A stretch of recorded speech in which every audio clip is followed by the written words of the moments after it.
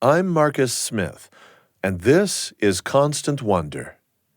Join me on a quest to find awe and wonder in all nature, human or wild, vast or small, encounters with creation that move us beyond words. Your host for this episode is Constant Wonder producer Eric Schultzke. Transparent, usually less than 1 millimeter long, nematodes or nematodes, take your pick, are ubiquitous in the soil under your feet. Some are plant parasites, some range freely, eating fungus, bacteria, and other tiny things. Others, despite their diminutive size, are fierce predators. Here you have this parasitic worm.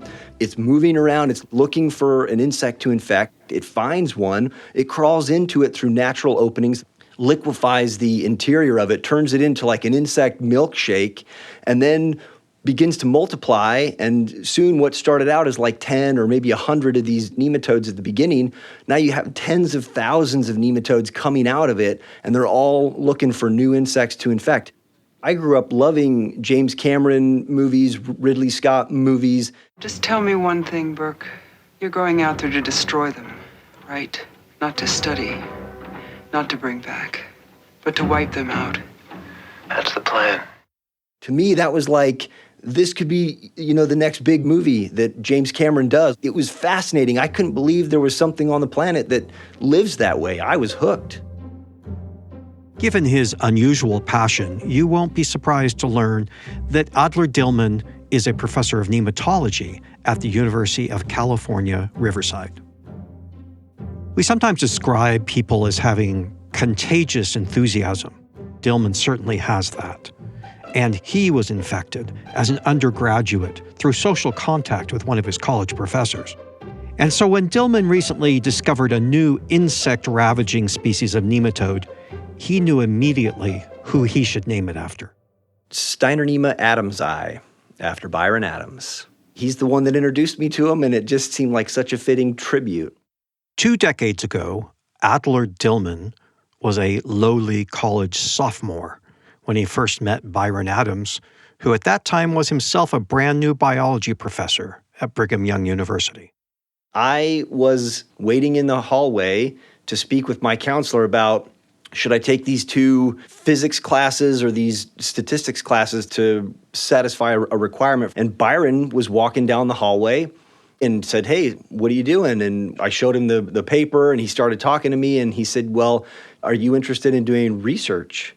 And I said, "Yeah, I'm really interested in doing research." And he said, "Well, I'm new. We're having my first lab meeting next week on Monday. Do you want to be there?" So I was there. I'd never heard of a nematode in my life. And Byron introduced me to this wonderful world underfoot that has become my passion. It's become what I think about at night, what I think about on weekends. So I started it as an undergrad, and here I am 9 years into being a faculty member, and it's still my passion, my obsession, and I love it. Now, if your passion is nematodes, I've got good news for you. You'll never run out of them. Nematodes are the most numerous multicellular critters on Earth. For each human being on Earth, there are 57 billion of these little roundworms. Nematodes have become rock stars in genetic research, with huge implications for humans in biomedicine. But what really got us going on the topic was the nematologists themselves. Admittedly, our sample size isn't huge, but from what we can see, this seems to be a field that is crackling with an expectation of discovery and a delight in the unknown. Perpetual surprise, that's what the great theologian Abraham Heschel called it. See, it's one thing to know that the universe is a vast and unimaginably complex place. It is quite another to take delight at every turn, seeing the world as though you were seeing it for the first time. And they have good reason to be open to surprise, because in this phylum of nematodes, there may yet be millions, if not many millions, of undiscovered species. In short, whatever it is that the nematodes are digesting, nematologists feed on surprise and amazement in a quest to understand these little worms.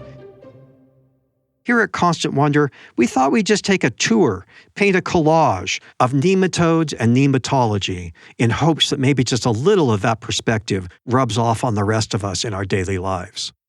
In a moment, we'll be speaking with both Adler Dillman and Byron Adams, but before we get there, I needed to clarify a very important question, which I posed to Byron on a visit to his lab. Nematode or nematode?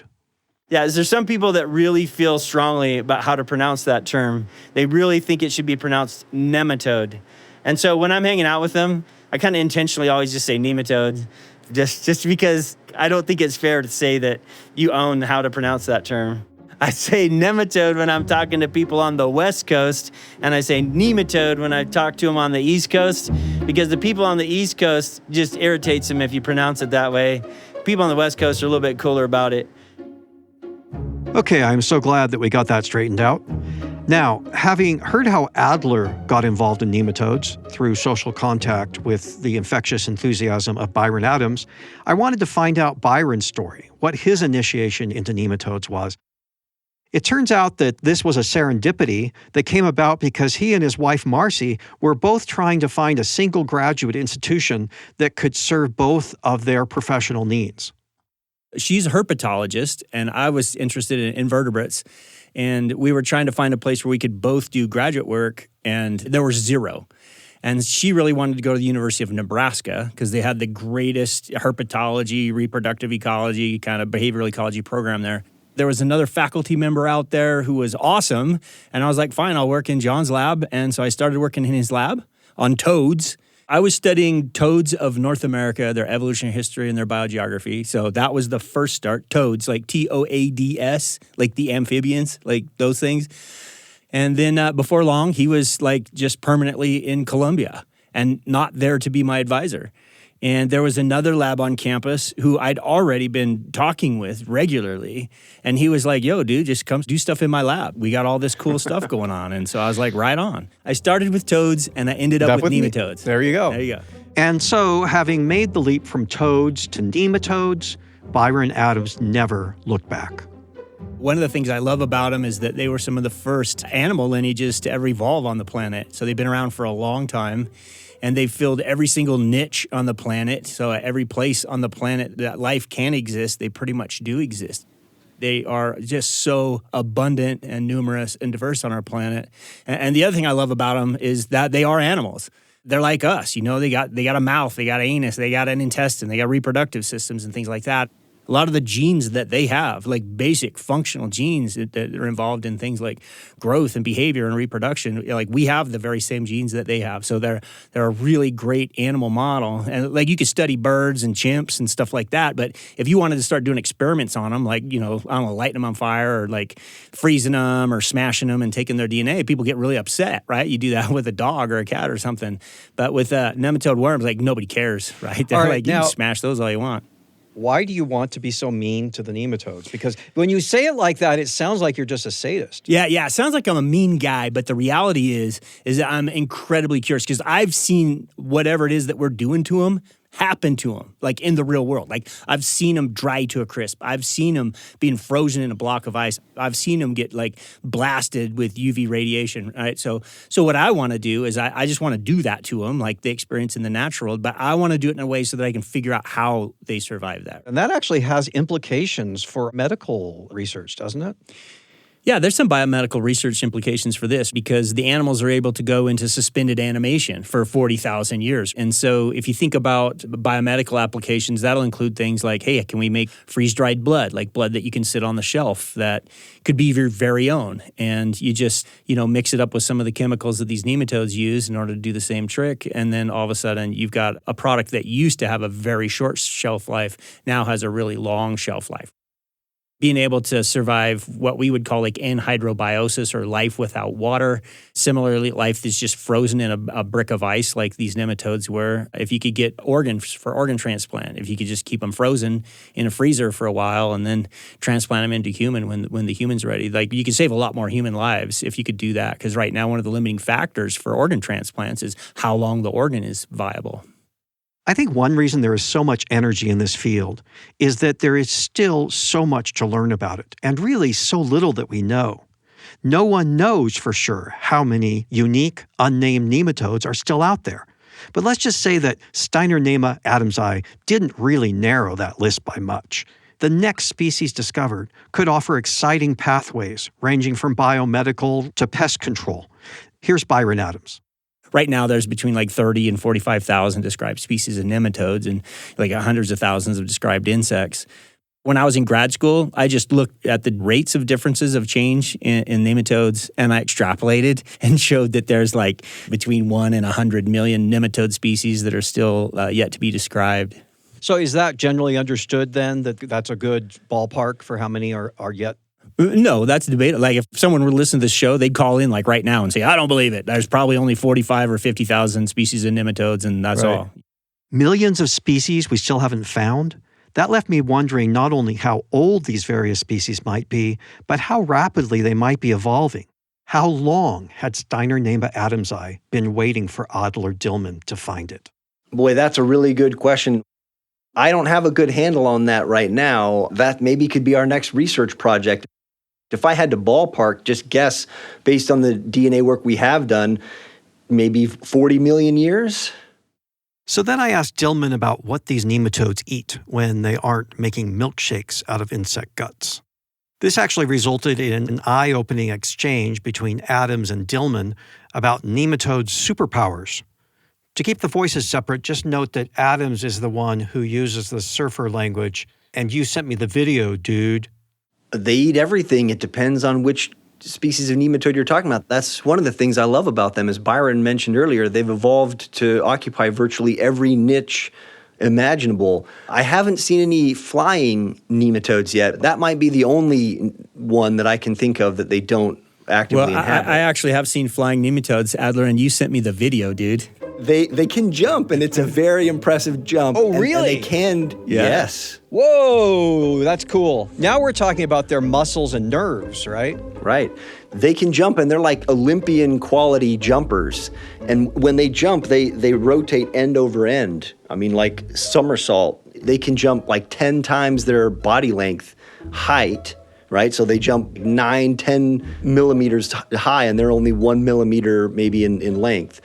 Only certain species are capable of doing that jump, but it's really fascinating, and we think it may be involved both in their ability to disperse in the environment, but also maybe as a host-seeking behavior to attach to passing insects. Oh, like a flea jumping on a dog. That's right. How big are these things that are jumping? This is not visible to the naked eye. This is microscope jumping? That's right. The ones that we've looked at, it turns out there seems to be a length limit to how long the worm can be and still be capable of jumping. So the ones that can do it really well are maybe around 700 microns, so less than a millimeter in length. You got to send him the video, Adler. Once he sees the video, he'll be a believer. And so, yes, he sent me the video, and yes, I am a believer. These are not hops. These are mammoth leaps, with full points for artistry. I'll go further. I'll say that these leaps border on superpower. Imagine a human leaping 50 to 60 feet vertically in the air, and then pity the poor insect who happens to walk by one of these leaping Nemos at the wrong time. Adler Dillman discovered that new species really by chance in his lab. He wasn't out looking for it. It kind of came to him. We look for these beneficial nematodes. So the way that you typically look for them is you get a handful of soil and you put it in a small Tupperware, and then you put a few caterpillars in there. This is back at the lab. And then a few days later, you open it up and you see if any of the caterpillars died, and then you can take the caterpillars out and put them in a little petri dish with water, and sometimes nematodes will come out. So we had asked this colleague in Thailand to send us 3 particular species. He went ahead and sent us those. We work with the genus Steinernema, and there's about 110 or so described species, and we're trying to do some of the genomic work. I'm always asking my colleagues for different species. Now, I learned when I was in Byron's lab that anytime somebody sends you a nematode, you have to do your own DNA work to make sure that it is what they say it is. We had ordered some beneficial nematodes in Byron's lab from a company, and they sent us the wrong one. It took us a few weeks to figure that out after we had done experiments with it. So when our colleagues in Thailand sent us their nematodes, we did our due diligence. We mashed them up and sequenced some of the DNA. And one of the species they had sent us was not what it was labeled as. It was actually a species that had not yet been described. It was different from all of the sequences in the database. So I reached out to them and asked if they would want to collaborate with us in describing it. We're always excited to get new species of insect parasitic nematodes because they might have new properties. They might thrive in particular climates. They might infect certain kinds of insects better. The first thing Adler did after discovering that species was to get a population of them rolling in the lab. When they send them to us, they send us a tube with like a couple million in there, but they're all the same species. They've come out of one infection, right? And so we had a few million of them. We, of course, start our own infection the minute that we get them. I mean, you expose caterpillars to them, and then the caterpillars get infected, and a week later, you get tens of thousands of nematodes out of it. Apparently, you could do this at home. We use caterpillars that you can buy from like Petco. We use this thing called Galeria melanella. In the pet shop, they call it waxworm larvae. They're just little white grubs, little white caterpillars, and they serve as an excellent host. My lab must go through 2,000 to 4,000 of those grubs a month. We're growing a lot of worms. You may already be familiar with the use of beneficial nematodes in the garden or in agriculture. They're very much in vogue these days. You can get them online by the millions, or you can get them from a nursery or a hardware store. Ask for beneficial nematodes at an independent garden center near you, along with our full line of other beneficial insects. And YouTube will teach you how to use them. Good morning, garden nerds. I'm Christy Wilhelmi. It's Sunday morning at dawn, which is the time to apply beneficial nematodes to your garden. And this following description should sound disturbingly familiar by now. These nematodes that we have here are going to be going after the grubs that are created by things like Japanese beetle, European chafer, and June bugs. They actually go out, seek and destroy and eat the grubs from the inside out, kind of like Alien. When you get the package, you're actually going to be buying yourself 10 million of them. Dillman's professional life is pretty sweet. He loves space alien movies. He loves worms that act like space aliens and the ones who can jump. And when his worms make insect milkshakes, well, they're doing us all a favor, and as long as we close our eyes to the details, they can even seem cuddly. But what if your professional lot in life is to study destructive nematodes, plant parasites that leave ruin in their wake? Well, you just might burst out in song. The holly and the ivy, when they are both in flower, send out juicy little feeder roots that the nematodes devour. The lyrics here are from the Plant Parasitic Nematode Songbook by the late Kathy Merrifield, who was a researcher at Oregon State University. So it appears to be possible to develop some measure of affection, even for destructive nematodes, like the meloidogyne, that ravage the roots of your vegetable garden. Meloidogyne, I long to kill you. You have ruined my tomatoes. No salsa and no ceviche. Bad roots, I've got bad roots, cursed with swollen root knot. And here's a catalog of nematode pests that, well, you can imagine Maria von Trapp falling in love with.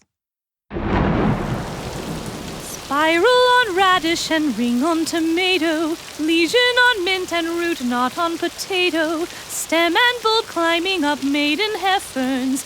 These are a few of my favorite worms.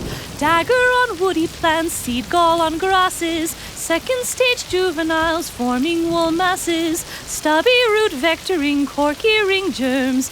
These are a few of my favorite worms. When the stem wilts, when the leaf burns, when I'm feeling sad, I simply remember my favorite worms, and then I don't feel so bad. Adler, any thoughts? Nice. Whoever wrote that is a very good lyricist and knows their nematodes well. Okay. No, so what they're describing is the phenotype that's become associated with a disease. So lesion, there is a nematode that they call lesion nematode, and that's not its name, but that's what it does to plants. It causes lesions. Right. And stem and bulb climbing up maidenhair ferns. Yes, so this is going to be a nematode, actually, that someone in our department is looking at right now. It causes a gall on ferns that looks like a bulb on the plant, and it climbs up the stem of the fern in order to induce that phenotype. Second stage juveniles forming wool masses. Yeah, that's exactly what they do. And I'm telling you, these songs I'm sure have all been vetted by John Eisenbach, and he's an expert. I mean, he knows his business. They give you good visuals there, along with that playful language. John Eisenbach is a leading nematologist at Virginia Tech University, and yes, he did have a hand in popularizing the Plant Parasitic Nematode Songbook. I can't help but think that these goofy lyrics and this good humor are just another reflection of that openness to surprise and that willingness to be delighted that seems to characterize the field of nematology as a whole. I think there may be time for one more verse. The autumn worms drift through my soil sieve. The autumn worms I've tried to hold. I dream of data and hope they're living. Although right now they are wet and cold. But then the screen goes dark, it's filled with mud. The worms are hidden in icky crud. Oh, I'm missing data points from summer when autumn worms start to crawl. You are listening to Constant Wonder. I'm Eric Schultzke. I want to take a moment and recommend another show from the BYU Radio family of podcasts, The Lisa Show. With life's great onslaught, everything that can overwhelm us and add stress to our life, Lisa Valentine Clark, her guests, and Council of Moms provide a practical, positive outlook on our ongoing daily challenges. They tackle problems head-on with wisdom and experience. You'll hear suggestions for better handling interpersonal relationships, useful ideas related to health, technology, body image, family, and a host of other important issues. It's called The Lisa Show, and of course, it's available wherever you get your podcasts. We now return to Constant Wonder. For all of the virtuosity that we've seen in these nematodes, all of the complexity that we've seen in them, we are talking about an incredibly simple organism. 302 neurons. Compare that to the 70 million neurons in a mouse or to the 86 billion neurons in a human being. This complexity, packaged in simplicity, makes nematodes valuable for scientific research. It's time now to consider a certain nematode whose proper name is C. elegans, but I'm told that in the community it is known simply as the worm. Adler, you're the first one who told me that it's known as the worm. So why don't you go ahead and talk to us a little bit about the worm?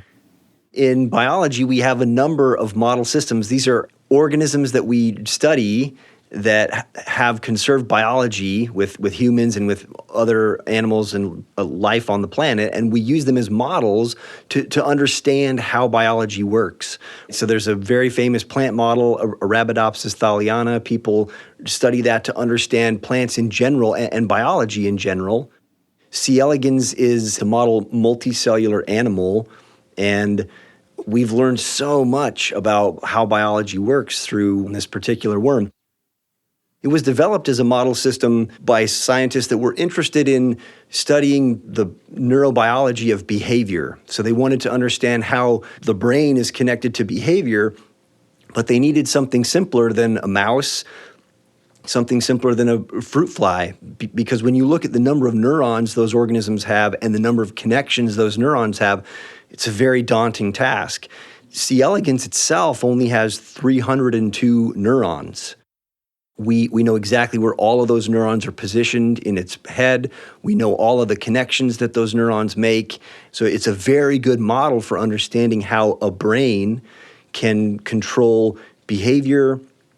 And even though it is a nematode worm, some people might say, well, then what kind of behaviors could it possibly have? It's capable of some pretty sophisticated behavior, and there are really cool studies showing that they can learn too. All right, talk to me about learning. They can learn to avoid certain types of food.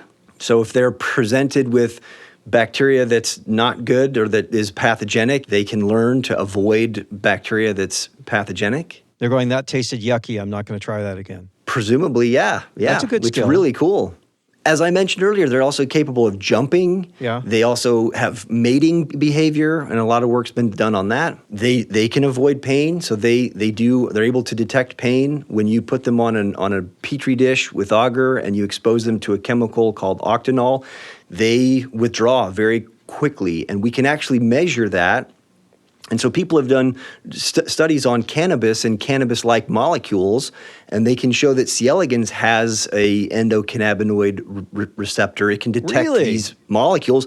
Does and it when like it's I don't know if it likes it, but its ability to detect pain is reduced when it's on these substances. Whoa.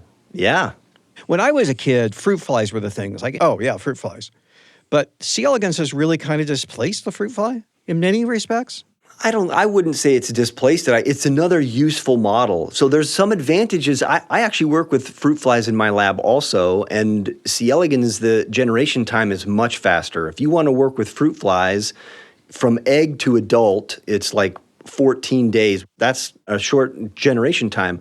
But if you look at C. elegans, egg to adult is 3 days. Whoa. So in the time you have one generation of fruit flies, right, you can have 5 generations of nematodes. Right, and they're transparent, right? Naturally transparent. So You can see all the cells. They also have a smaller genome, which is quite helpful. It's about a third the size of the Drosophila genome, the fruit fly genome. So it was easier, using the technology we had then, it was easier to assemble and sequence the C. elegans genome, but it has all the same components.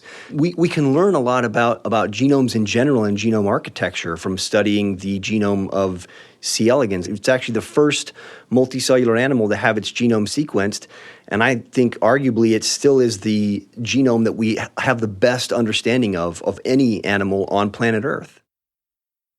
The proof is in the prizes.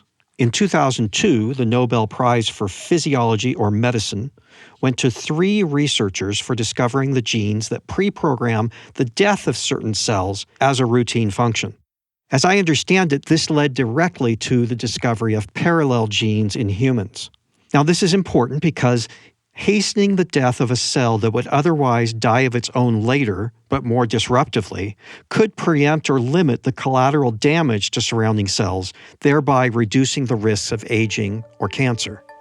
Then in 2006, the Nobel Prize went to researchers who worked with C. elegans again to figure out how to silence certain gene expressions by inserting altered RNA into a cell. The Nobel Committee wrote that the ability to interfere with certain gene expressions may open numerous therapies for cancer, genetic disorders, viral infections, and more.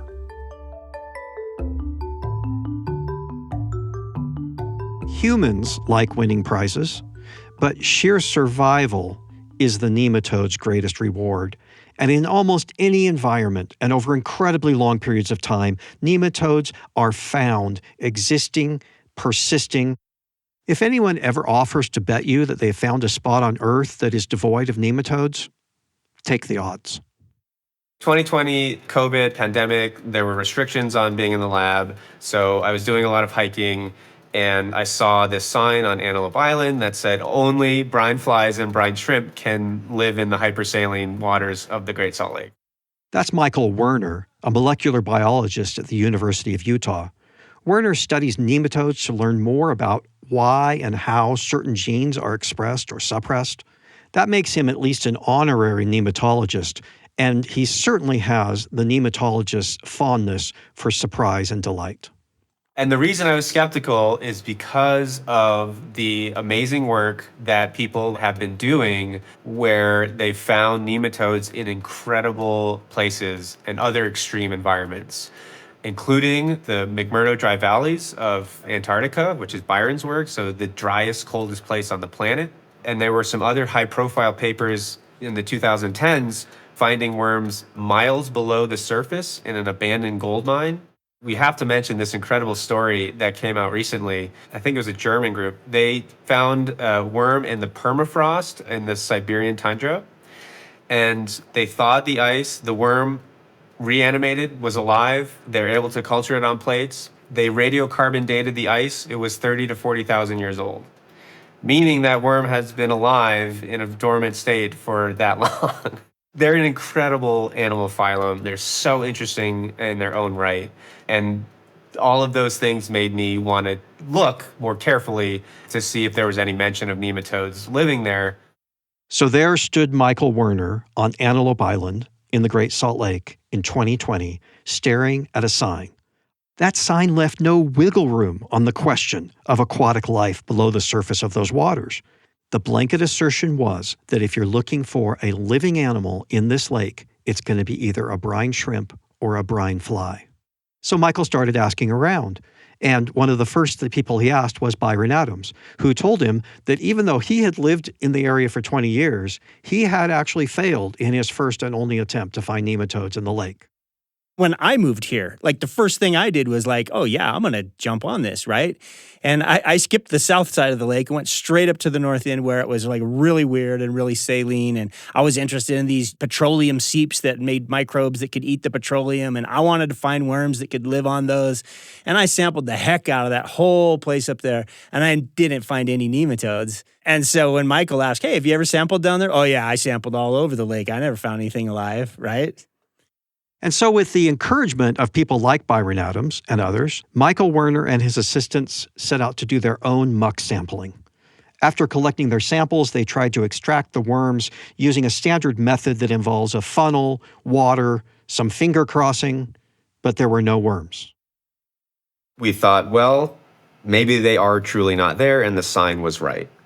But I knew that Byron Adams down the road at BYU recovers nematodes from the Antarctic McMurdo Dry Valleys, which are an incredible place to find nematodes. And so I simply asked him, how do you do it? Byron was incredibly gracious and invited me to up to his lab to watch his method.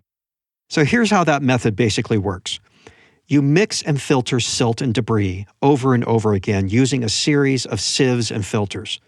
The separated liquid goes into a centrifuge. You give it a spin, you rinse and repeat, and this time you use a secret ingredient, which we're going to disclose later.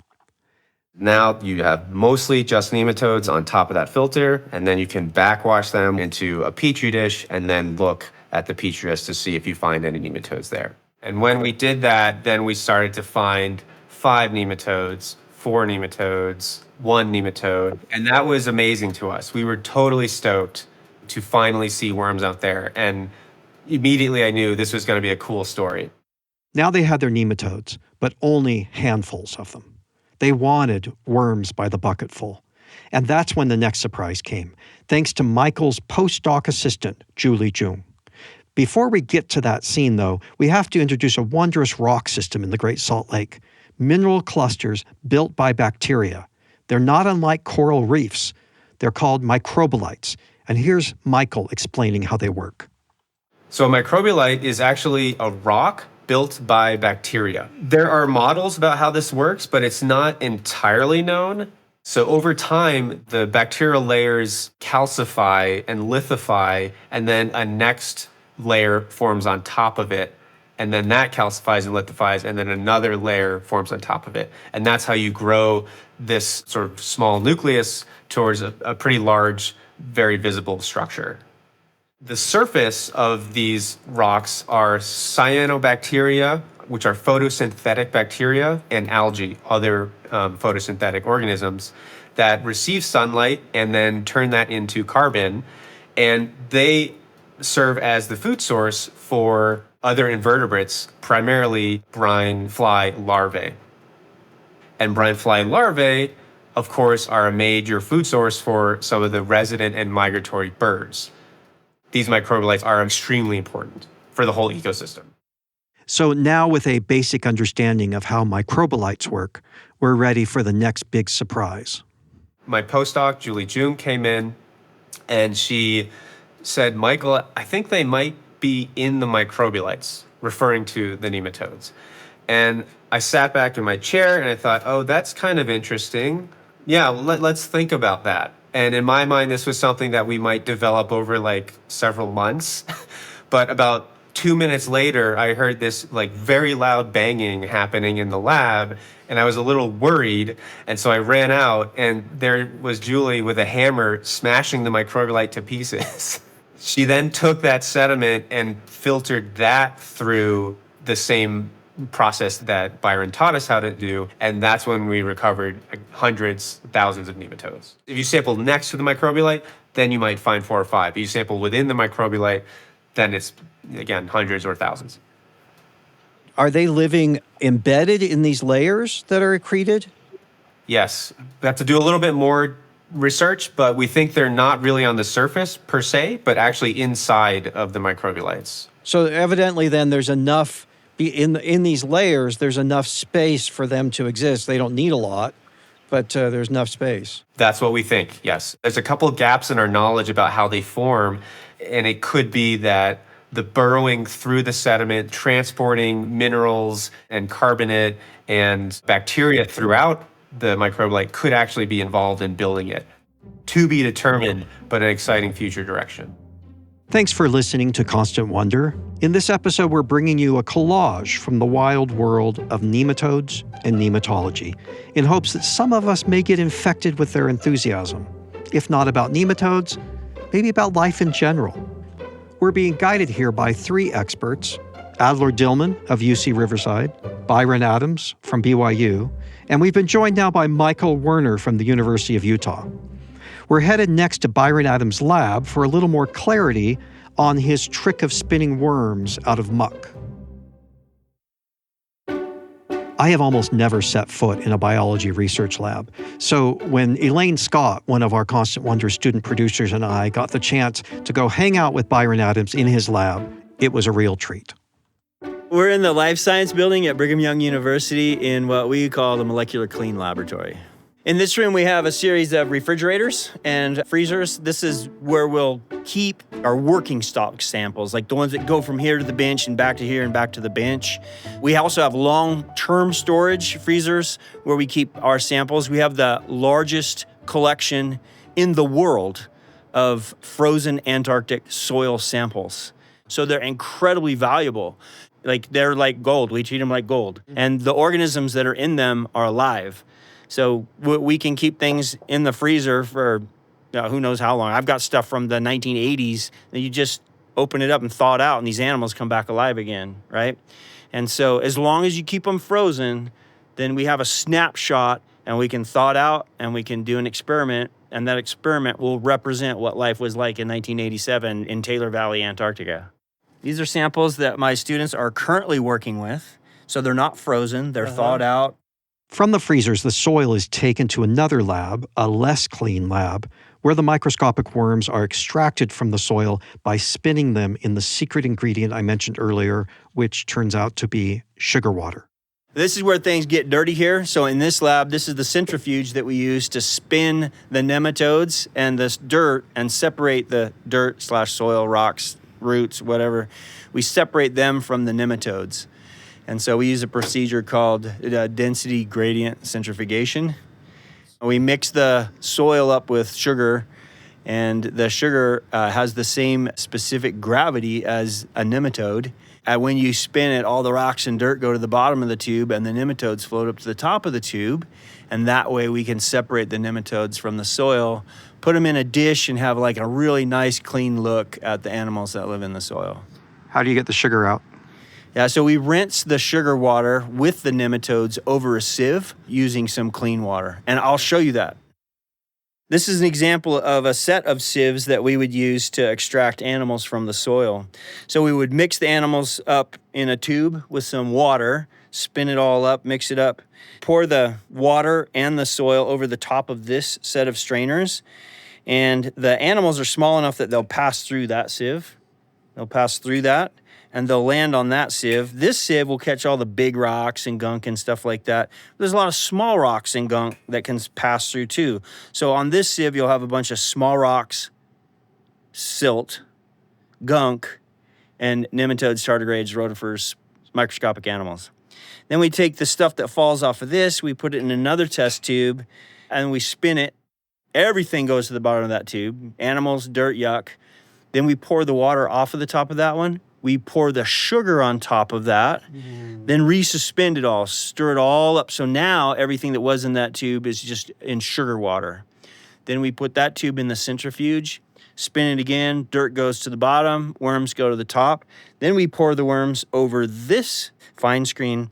And this one, the animals will stay on top. All the sugar water will pass through, and we rinse it with clean water. And now we can resuspend these live animals in a dish or a tube that's got all of our animals in it with just clean water. So you get a really good look at them. Byron next showed us a room full of little incubators used to either keep the worms happy or stress them out. In this room with these incubators, we can set them so that they'll freeze, so that they'll warm up, that they'll cycle with lights on and off. And we use that to usually try and keep the animals happy, but we can also use that to stress them. We can desiccate them, we can dry them to a crisp, we can freeze dry them. Finally, we came to a glassed-in, walk-in refrigerator room set up to replicate a really nice summer day in Antarctica. So this is a walk-in, climate-controlled chamber. We can control the light cycle in there. We can also control the temperature. Right now, it's set for like the warmest day ever in Taylor Valley, Antarctica. People think that Antarctic animals must like it freezing cold and dark and dry. No, they can tolerate it, but they hate it, right? So we've discovered that they really like being at about 16 degrees Celsius with full sun. Yeah, that's like their beach day. Like, what is that, 60, 65 degrees? Here, let's go in. You can feel it. Oh, my. I would be a happy bug in here. Yeah. I mean, you might want a sweater, but other than that, you'd be good. So what you see on these plates here is our attempts to grow moss, algae, cyanobacteria from Antarctica, and also organisms like nematodes and rotifers and tardigrades. This is an Antarctic nursery we're in. Yeah, this is like an Antarctic nursery, sure. Yeah. So what we're looking at here is Petri dishes, and they look like they've got brown and green scum. It looks kind of like what you see in a fish tank that had been neglected. Yeah, to be fair, these are things that have been neglected. So if you were to look at the dates on them, this was from 2018, so that dish has been like that, sealed up in there since 2018. And you can see what's grown in there. We're growing some moss and some algae. Some of it's actually got old enough that it's starting to die and form some organic substrate. Yeah, this is an attempt to grow stuff from Antarctica. So that particular dish has been sitting there for about 6 years at the same temperature in this room? Same temperature, same conditions, constant. From the Antarctic to your backyard, these microscopic worms are everywhere under feet. You'd have to work very hard to avoid nematodes. And as we'll hear next, that's probably not a good idea.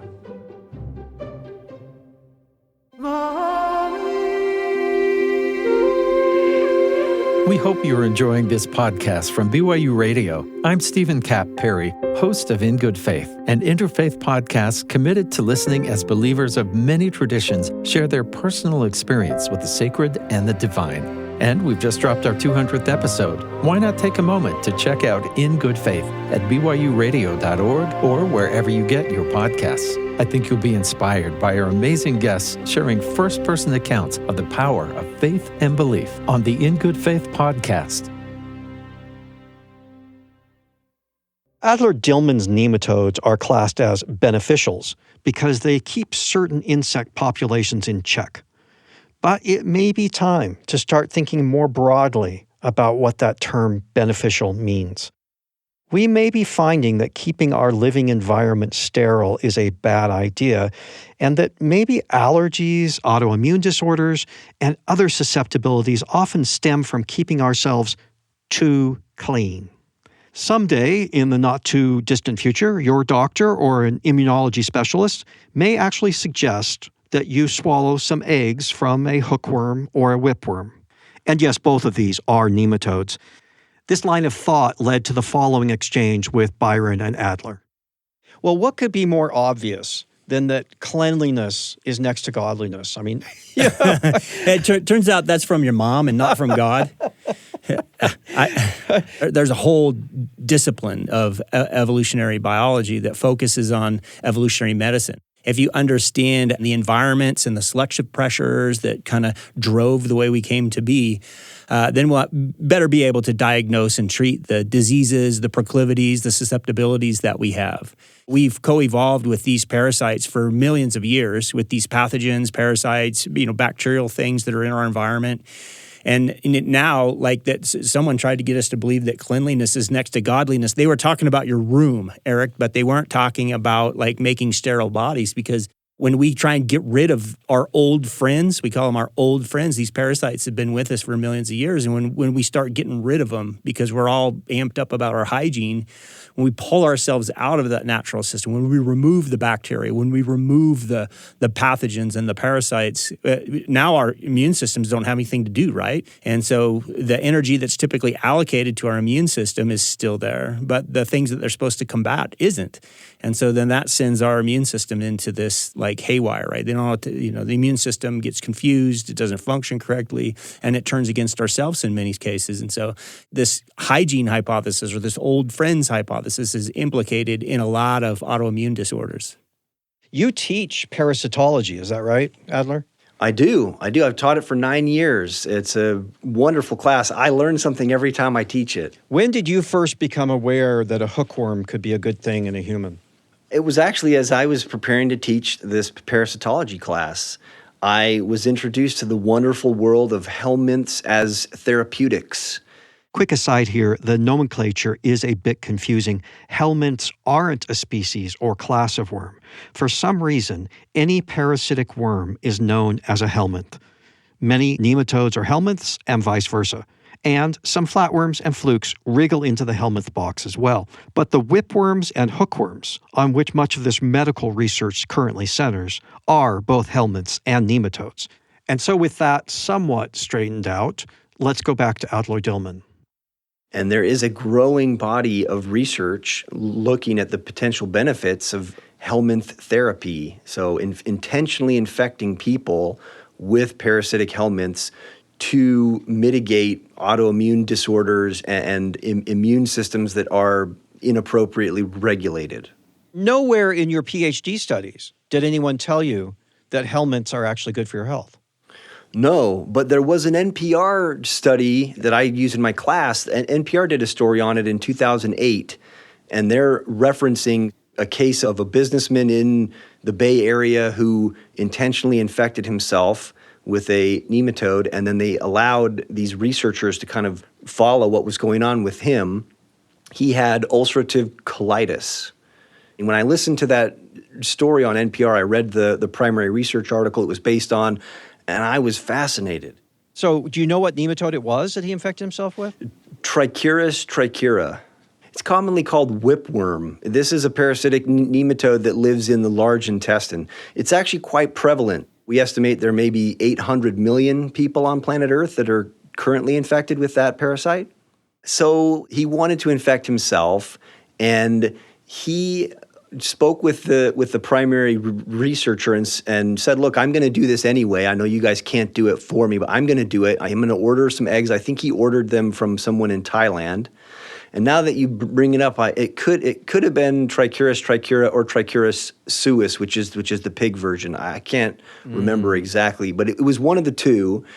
And he ordered eggs from this researcher, took those eggs, and allowed the scientists at UCSF to then study him, take biopsies, look at the pathology in his intestine, and they saw the symptoms of his disease basically go away.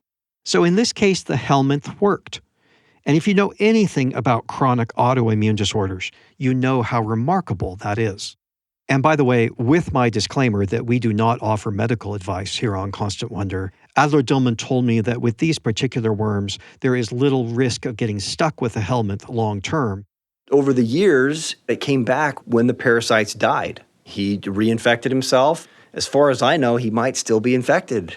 Trichuris doesn't last for very long, maybe a few years, 3 or 4 in a human before they die. With parasitic worms, it's unusual that you can get them replicating and staying in the same host. Usually for parasitic worms, when they mate, all the progeny go out. They're excreted. Right. So you only have the initial infectious load. Then it just gets excreted. It's in the large intestine. It just gets pooped out when it dies. Signs proven wrong, minds blown, assumptions shattered, species discovered. In this field, as in so many others, the more you learn, the more you realize how little you know. And that can make you feel quite small, set against the infinitude of life and the grand scheme of the universe. And so I'd like to conclude with a few thoughts from Byron Adams about feeling small, a theme that surfaces repeatedly on Constant Wonder. There is a widely noted link between the sensation of vastness combined with the feeling of smallness in the face of that vastness and the awe and wonder that we seek on this show. So here with the last word is Byron Adams. It's really common for me to be someplace in the landscape where I really am almost overcome with a sense of wonder and awe for either how complex or amazing or beautiful whatever it is that I'm experiencing or seeing.